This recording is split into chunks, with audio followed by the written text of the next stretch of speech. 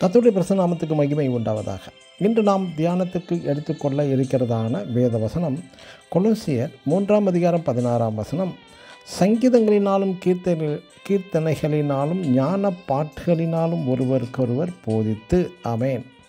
நாம் கிறிஸ்துவின் வசனத்தை எப்படி பாட்டு பாடி போதிக்க புத்தி சொல்ல முடியும்? அதாவது பாடும் பாட்டின் மூலமாக வசனம் புதிய ஆத்துமாக்களின் இருதயத்தை தொட்டு பேச வேண்டுமா?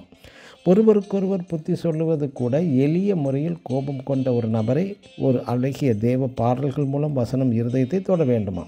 எப்படி என்றால் அந்த பாடல்கள் வரிகளில் தேவ வசனம் நிறைந்திருந்தால் அந்த வசன பாடல்கள் மூலமாக புதிய ஆத்மாக்களிடம் பேச வேண்டும். நாம் பாடுகிற பாடல்கள் வசனங்கள் இருக்கிறதா என்று? ஆம், இன்றுள்ள பாடல்கள் வசனங்கள் இல்லை. மக்களின் விருப்பத்திற்கு ஏற்றாற்போல் அந்த வசனங்களில் வருபவர்களின் விருப்பப்படி ஒரு ஆட்டம், பாட்டம், கொண்டாட்டம், டான்ஸ், மியூசிக், இரைச்சல் மட்டுமே அதிகமாக காணப்பட்டு ஆராதனை வேளையில் வந்துள்ள மக்களை பரவசப்படுத்தி அந்த பாடுகிற பாட்டின் அர்த்தம் தெரியாமலே புரியாமலே கத்தி சத்தம் போட்டு ஆட்டமாடி மிகவும் டயர்டாகியும் வீடு திரும்பி விடுகிறார்கள். தேவ பாடல் என்பது தேவனையே புகழ்ந்து தேவ வசனங்களினால் அலங்கரிக்கப்பட்ட பாடல்களாக இருக்க வேண்டும்.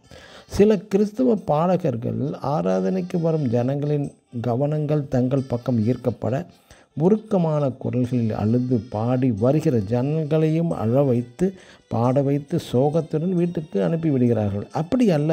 சங்கீதக்காரன் பாட்டுகளில் 100 சங்கீதம் 2 மகிழ்ச்சியோടെ கர்த்தருக்கு ஆராதனை செய்து ஆனந்த சத்தத்தோடே அவர் சந்நிதி முன் வாருங்கள் என்று பாடுகிறார். அது மட்டுமல்ல, 122 சங்கீதம் 1 கர்த்தருடைய ஆலயத்துக்கு போவோம் வாருங்கள் என்று எனக்கு அவர்கள் சொன்னபோது மகிழ்ச்சியாக இருந்தேன் என்று பாடுகிறார்.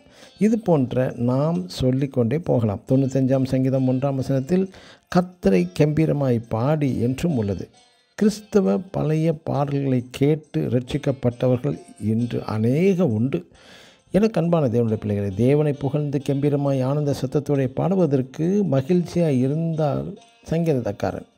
ஆம், நாம் பாடுகிற பாடல்கள் மூலம் தேவ வசனம் மற்றும் ஒருவருக்கொருவர் புத்தி சொல்லும்படி சிந்திக்கும் கிறிஸ்தவனாக நாம் மாற வேண்டும். ஆமென்.